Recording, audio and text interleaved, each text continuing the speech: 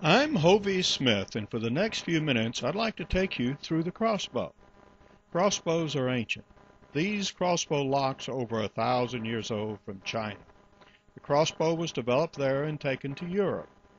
Here is an antique German crossbow from the 1400s. You can get such crossbows today. David Watson in Austin, Texas, shown here, will build you a replica crossbow if you wish to shoot that era an instrument. Here I am, shooting a crossbow. When William Tell shot that apple off his son's head, guess what? He had to aim at the middle of the little boy's chest. Now, don't you think that was a gutsy shot?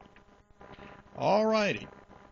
These crossbows have now been converted to modern instruments. These are early Horton crossbows that were made in England. These were Bernard Horton's first instruments. So he sold them there and later brought them to this country. Here, young Noah is shooting a Barnett crossbow. This is not a toy. I've killed deer with this very crossbow. Here is Bernard with the company's newest crossbow, which is a reverse draw design. So now you have reverse draws, you have compound crossbows like this one David Barnett is holding, and you also have recurve crossbows. Recurves were always made by the Excalibur Company, and he continues to make recurve crossbows today. All of them are equally powerful. Here is an older Barnett. This is a compound crossbow. It's still shootable. It'll still kill deer, but the trigger pull is a little tough. These are new recurve crossbows from 10 Point. Previously to these, 10 Point only made compound crossbows. So the industry is going both ways.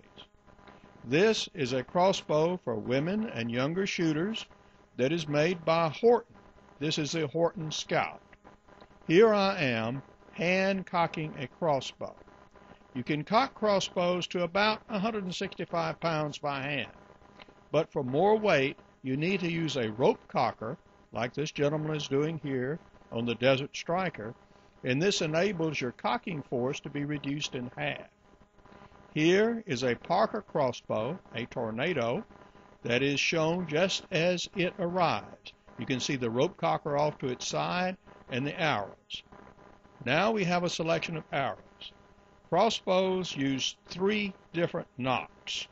They use a conventional nock on a few crossbows, a half-moon nock, and a flat nock. Here are some points.